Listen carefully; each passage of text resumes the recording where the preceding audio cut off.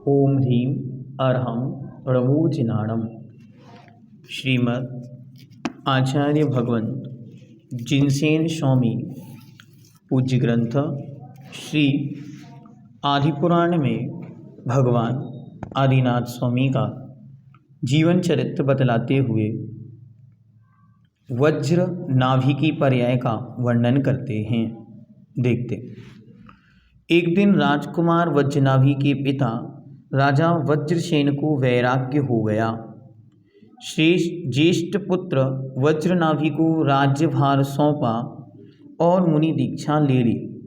राजा वज्रनाभि राज्य करने लगे और मुनि वज्रसेन तप करने लगे। राजा वज्रनाभि चक्र को प्राप्त कर चक्रवर्ती महाराज हो गए तो पिता मुनि वज्रसेन केवल ज्ञान को प्राप्त होकर केवली हो गए। एक सुखद संयोग होता है कि पिता और पुत्र दोनों ही अपने जीवन की सर्वोत्कृष्ट दशा को प्राप्त हो गए। वे अपने जीवन की पारमार्थिक सर्वश्रेष्ठ दशा अरिहंतावस्था को प्राप्त हो गए और उनका पुत्र लौकिक सर्वश्रेष्ठ आर्थिक अवस्था चक्रवर्ती पने को प्राप्त हो गए। वज्रनाभि महाराज नौनिधि और 14 रत्नों के स्वामी हुए। श्रीमती का जीव वहीं मित्र धनदेव हुआ। अब वह चक्रवर्ती का गृहपति नामक एक रत्न कहलाया। 1000 पुत्र, 8 प्रिय भाइयों और धनदेव के साथ वज्रनाभि सुखों में मग्न थे। अब इसके पश्चात उनका अगला भाव यहाँ पर उन्होंने अच्छी तरह जीवन के अंत में साधना की और साधना के बल से वे ही आगे चलकर यहाँ पर वज्रनाभि ने वज्रदंत नामक पुत्र को राज्य सौंपकर अनेक राजाओं, पुत्रों, भाइयों और धनदेव के साथ दीक्षा ग्रहण की। मुनि वज्रनाभि ने अपने गुरु के निकट अर्थात वज्रसेन जो उनके पिता थे उन्हीं के श्रीपाद मूल में दर्शन विशुद्धि आदि षोडश कारण भावनाओं का चिंतन कर तीर्थंकर प्रकृति का वंद किया। तत्पश्चात उस तपश्चरण के प्रभाव से अनेक रिद्धियां प्राप्त हुईं और आयु के अंत में प्रायोग गमन संन्यास धारण किया। संन्यास मरण का वर्णन आयु के अंत में प्राण परित्याग कर सर्वार्थ सिद्धि विमान में उत्पन्न हुए। सर्वार्थ सिद्धि विमान उसमें अहमिंद वज्रनाभि की उत्पत्ति का वर्णन किया गया है। इस प्रकार वे यहाँ से एकादश पर्व में इस प्रकार का वर्णन देखने में आता है। आदिनाथ प्रभु का 10वां भाव अहमिंद सर्वार्थ सिद्धि विमान में स्वर्ग के सबसे ऊपर और सर्वोत्कृष्ट विमान उस सिद्ध लोक से ठीक नीचे सबसे पुण्यशाली ही यहाँ जाते हैं। कोई देव नहीं, कोई देवी नहीं, बस सब अहमिंद। अहम इंद्रः, मैं इंद्र हूँ, ऐसी विशिष्टता के साथ वे वहाँ युक्त होते हैं। पिछले जन्म के 8 भाई और धनदेव के जीव भी यहाँ अहमिंद में हुए थे। ये सब जिनेंद्र देव की पूजन अर्चना में निमग्न रहते थे। अगले जन्म में इन सबको मोक्ष जो प्राप्त करना था। आदि जय वर्मा, दूजे भाव में महाबल भूप, तीजे ईशान स्वर्ग ललितांग देव भयो, चौथो वज्र जंगराय, 5वें युगल देह, सम्यक हो दूजे देव लोक फिर गए, 7वें सुविधि देव, 8वें अच्युत इंद्र, 9वें भो नरेंद्र वज्रनाभि नाम पायो, 10वें अहमिंद जान, 11वें ऋषभभान, नाभि वंश भूधर के माथे जन्म लियो। ऐसी पंडित प्रवर भूधरदास जी ने आदिनाथ भगवान की स्तुति में ये पंक्तियाँ लिखी हुई हैं। इसके बाद 12वां पर्व अर्थात 12वां पर्व प्रारंभ होता है और इस 12वें पर्व में क्या वर्णन है तो हम देखते हैं। पूर्वोक्त अहमिंद ही आदिनाथ प्रथम तीर्थंकर हो गए। जम्बूद्वीप के भरत क्षेत्र की दक्षिण दिशा में अंतिम कुल का नाभिराज थे। उनकी मरुदेवी नाम की अत्यंत सुंदर स्त्री थी। उनका नखशिख वर्णन, यहाँ पर आदिनाथ भगवान की माता और पिता का और उनके वैभव का वर्णन। नाविराज और मरुदेवी से अलंकृत स्थान पर स्वर्ग से आए हुए इंद्र ने सर्वप्रथम अयोध्या नगरी की रचना की। उसकी शोभा का वर्णन, यहाँ पर अयोध्या की शोभा का वर्णन है, तो उसे हम थोड़ा सा यहाँ पर देखेंगे कि उस नगर की कैसी रचना थी जहाँ भगवान विश्वेश्वर महादेव ने जन्म लिया। 255 पृष्ठ पर दी हुई।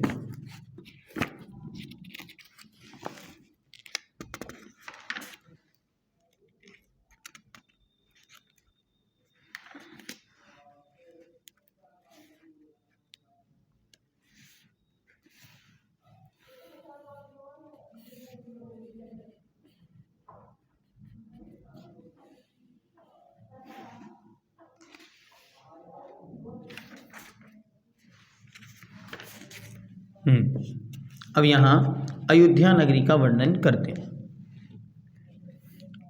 संसार में महाराज नाविराह ही सबसे अधिक पुण्यवान थे और मरुदेवी ही सबसे अधिक पुण्यवती थी, क्योंकि जिनके स्वयंभू भगवान, स्वयंभू मतलब अपने आप होने वाले, स्वयंभू वृषभदेव पुत्र होंगे, उनके समान और कौन हो सकता है। उस समय भोग में अतिशय तल्लीनता को प्राप्त हुए वे दोनों दंपत्ति ऐसे जान पड़ते थे मानो भोग भूमि की नष्ट हुई लक्ष्मी को ही साक्षात दिखला रहे हों। मरुदेवी और नाविराज से अलंकृत पवित्र स्थान में जब कल्प वृक्षों का अभाव हो गया, तब वहाँ उनके पुण्य के द्वारा बार बार बुलाए हुए इंद्र ने एक नगरी की रचना की। इंद्र की आज्ञा से शीघ्र ही अनेक उत्साही देवों ने बड़े आनंद के साथ स्वर्गपुरी के समान उस नगरी की रचना की। उन देवों ने उस नगरी विशेष सुंदर बनाई थी। इससे ऐसा जान पड़ता था कि मानो मध्यम लोक पर स्वर्ग का प्रतिबिंब रखने की इच्छा से ही उसने अत्यंत सुंदर बनाया हो।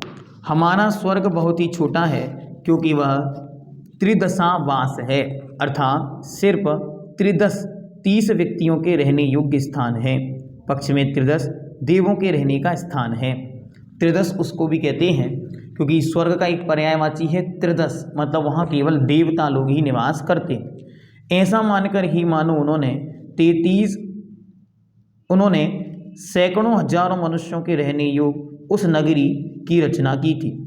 उस समय जो मनुष्य यहाँ जहाँ बिखरे हुए रहते थे, देवों ने उन सबको लाकर उस नगरी में बसाया और सबके शुभित अर्थात कल्याण के लिए अनेक प्रकार के उपयोगी स्थानों की रचना की। उस नगरी के मध्य में देवों ने राजमहल बनवाया था और वह राजमहल इंद्रपुरी के साथ स्पर्धा करने लगा था और बहुमूल्य अनेक विभूतियों से सहत था। जबकि उस नगरी की रचना करने वाले कारीगर स्वर्ग के देव थे। उनका अधिकारी सूत्र भय इंद्र था और मकान वगैरह बनाने के लिए संपूर्ण पृथ्वी पड़ी थी। तब वह नगरी प्रशंसनीय क्यों ना हो। संपूर्ण पृथ्वी पर और स्वर्ग के देव मिलकर एक नगरी बना रहे हैं, तो नगरी क्या स्वर्ग से कोई कम होगी, अर्थात विशिष्ट स्वभाव का स्थान होगी। देवों ने उस नगरी को धूलि के बने हुए छोटे कोट, फिर प्राकार अर्थात 4 मुख्य दरवाजों से सहित पत्थरों के बने हुए मजबूत कोट और परीखा अर्थात खाई बापियों आदि से सुशोभित किया था। उस नगरी का नाम अयोध्या था। इतनी सुंदर नगरी का नाम अयोध्या था। वह केवल नाम मात्र से अयोध्या नहीं थी, किंतु गुणों से भी अयोध्या थी। कोई भी शत्रु उससे युद्ध नहीं कर सकते थे, इसलिए उसका नाम सार्थक था। अरिभि युद्धम न शक्य अयोध्या। अरि अर्थात शत्रुओं के द्वारा जहाँ युद्ध संभव ना हो, उसका नाम अयोध्या है। ऐसी यह अयोध्या नगरी थी। बहुत सुंदर। उस प्रशंसनीय नगरी का दूसरा नाम साकेत भी था, क्योंकि वहाँ अच्छे अच्छे मकानों से बड़ी ही प्रशंसनीय थी। इन मकानों पर पताकाएं अर्थात झंडे ध्वजा फहरा रहे थे, जिससे वे जान पड़ते थे मानो स्वर्गलोक के मकानों को बुलाने के लिए अपनी पताका रूपी भुजाओं के द्वारा संकेत कर रहे हों। ऊंचे ऊंचे स्थानों पर इन ध्वज लगे हुए हैं, वे ऐसा लग रहा है जैसे मानो ये किन्हीं को इस नगरी में बुलाने के लिए स्थान कर रहे हों। उसका वर्णन इस प्रकार किया, आकेत ही ग्रहीसः वर्तमाना साकेतः, श प्लस आकेतः, घरों से सहित। वह नगरी सुकौशल देश में थी, इसलिए देश के नाम से सुकौशला इस प्रसिद्धि को भी प्राप्त हुई। नाम देखो अयोध्या के, अयोध्या, फिर सुकौशला, साकेत, तथा वह नगरी अनेक विनीत शिक्षित पढ़े लिखे विनयवान या सभ्य मनुष्यों से व्याप्त थी, इसलिए उसका नाम विनीता भी था। वह सुकौशला नाम की राजधानी अत्यंत सुप्रसिद्ध थी और आगे होने वाले बड़े भारी देश को नाभि अर्थात मध्य भाग की शोभा धारण करते हुए सुशोभित होती थी। वो सेंटर में थी और उसका राज्य चारों ओर फैला हुआ था। राजभवन, कोट और खाई से सहित वह नगर ऐसे जान पड़ता था मानो आगे कर्मभूमि के समय में होने वाले नगरों की रचना की प्रारंभ करने के लिए एक प्रतिबिंब नक्शा ही बनाया गया हो। अनंतर उस अयोध्या नगरी में सब देवों ने मिलकर किसी शुभ दिन, शुभ मुहूर्त, शुभ योग और शुभ लग्न में हर्षित होकर पुण्याह वाचन किया, अर्थात उसका मुहूर्त किया। फिर कहते हैं, जिन्हें अनेक संपदाओं की परंपरा प्राप्त हुई थी, ऐसे महाराज नावीरा और मरुदेवी ने अत्यंत आनंदित होकर पुण्याह वाचन के समय ही उस अतिशय रिद्धि युक्त अयोध्या नगरी में निवास करना प्रारंभ किया था। इन दोनों के सर्वज्ञ ऋषभदेव पुत्र जन्म लेंगे, यह समझकर इंद्र ने अभिषेक पूर्वक उन दोनों की बड़ी पूजा की थी। यह पूजा का अर्थ है प्रशंसा। तो पूजा का अर्थ बहुत सुंदर है, उसे हमें हमेशा ध्यान रखना है कि पूजा का अर्थ प्रशंसा के अर्थ में होता है। तदनंतर 6 माह बाद यहाँ तक यह अयोध्या नगरी की शोभा हुई। अब आगे उनके गर्भ कल्याण का वर्णन यहाँ प्रारंभ होता है। तो सामान्य से जैसा हम पूर्व में भी जानते हैं कि किस प्रकार रत्नादिक की वृष्टि उस नगर में होती है, तो सबका सामान्य से वर्णन यहाँ पर देखते हुए भगवान की माँ को जो 16 स्वप्न आते हैं, उन 16 स्वप्नों का वर्णन हम यहाँ विस्तार से देखेंगे। तदनंतर 6 महीने बाद ही भगवान ऋषभदेव यहाँ स्वर्ग से अवतार लेंगे, अर्थात स्वर्ग से नीचे आएंगे। ऐसा जानकर देवों ने बड़े आदर के साथ आकाश से रत्नों की वर्षा की। इंद्र के द्वारा नियुक्त हुए कुबेर ने जो रत्नों की वर्षा की थी, वह ऐसे सुशोभित होती थी मानो वृषभदेव की संपत्ति उत्सुकता के कारण उनके आने से पहले ही आ गई हो। देखो, पुण्यशाली जीव जहाँ पहुँचने वाला होता है, उसके पुण्य के योग से उनकी सारी संपत्ति वहाँ पहले ही बस जाती है, क्योंकि वो जो आने वाला है वो इतना पुण्य प्रतापी है कि उसे अपने जीवन में कोई अभाव रूप वस्तु देखने को ना मिले।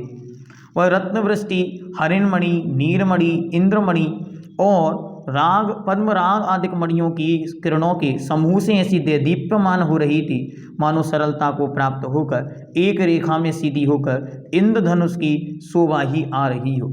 ऐरावत हाथी की सूंड के समान स्थूल, गोल और लंबी आकृति को धारण करने वाली वह रत्नों की धारा ऐसी शोभामान हो रही थी मानो पुण्य रूपी वृक्ष के बड़े मोटे अंकुर की संतति हो, अथवा अतिशय सघन तथा आकाश पृथ्वी को रोककर पड़ी हुई वह रत्नों की धारा ऐसे सुशोभित होती थी मानो कल्प वृक्षों के द्वारा छोड़े हुए अंकुरों की परंपरा हो, अथवा आकाश रूपी आंगन से पड़ी हुई स्वर्णमयी वृष्टि ऐसे शोभायमान हो रही थी मानो स्वर्ग से अथवा विमानों से ज्योतिषी देवों की उत्कृष्ट प्रवाही नीचे आ रही हो। इस प्रकार वह पृथ्वी चारों तरफ स्वर्ण से भर गई। कुबेर ने जो हिरण्य अर्थात स्वर्ण की वृष्टि की थी, वह ऐसे मालूम होती थी मानो जगत को भगवान की हिरण्य गर्भता बतलाने वाली हो। जिसके गर्भ में रहते हुए हिरण्य स्वर्ण की वर्षा आदि हो, वह हिरण्य गर्भ कहलाता। भगवान के 1008 नामों में ये हिरण्य गर्भ नाम का भी एक नाम होता है। इस प्रकार स्वामी वृषभदेव के स्वर्गावतरण से अर्थात स्वर्ग से नीचे आने से 6 माह से पहले लेकर अतिशय पवित्र नाविराज के घर पर रत्न और स्वर्ण की वर्षा हुई थी और इस प्रकार स्वर्गावतरण से के पीछे भी 9 माह तक रत्न तथा स्वर्ण की वर्षा होती रही थी। सो ठीक ही है, क्योंकि होने वाले तीर्थंकर का आश्चर्यकारक बड़ा भारी प्रभाव होता है। भगवान के गर्भावतरण उत्सव के समय यह पृथ्वी समस्त पृथ्वी रत्नों से व्याप्त हो गई थी। देव हर्षित हो गए थे और समस्त लोक क्षोभ को प्राप्त हो रहा था। भगवान के गर्भावतरण के समय यह पृथ्वी गंगा नदी के जल के कणों से सींची गई थी तथा अनेक प्रकार के रत्नों से अलंकृत की गई थी, इसलिए वह भी किसी गर्भिणी स्त्री के समान भारी हो गई थी। चारों तरफ स्वच्छता और सुंदरता का विशेष ध्यान रखा गया था। उस समय रत्न और फूलों से व्याप्त तथा सुगंधित जल से खींची गई वह पृथ्वी रूपी स्त्री स्नान कर चंदन का विलेपन करने लगी और आभूषणों से सुसज्जित सी जान पड़ती थी तथा उस पृथ्वी पर वह पृथ्वी भगवान वृषभदेव की माता मरुदेवी की सदृश्यता को प्राप्त हो गई थी, क्योंकि मरुदेवी जिस प्रकार नाविराज को प्रिय थी उसी प्रकार वह पृथ्वी उन्हें प्रिय थी और मरुदेवी जिस प्रकार रजस्वला ना होकर पुष्पवती थी उसी प्रकार यह पृथ्वी भी रजस्वला अर्थात धूलि से युक्त ना होकर पुष्पवती अर्थात जिस पर फूल बिखरे हुए थे इस प्रकार हो गई। यहाँ पर भगवान के यह एक अद्भुत और विलक्षण वर्णन जो उनके जीवन का है उस अयोध्या नगरी का, यह वर्णन यहाँ पर पूर्ण हुआ। अब एक रात्रि में उनकी माँ ने कुछ विशिष्ट स्वप्न देखे। उन स्वप्नों को अब यहाँ क्रमशः बतलाया जाएगा और उनका फल भी यहाँ पर बतलाया जाएगा, तो उसे हम क्रमशः देखते हैं।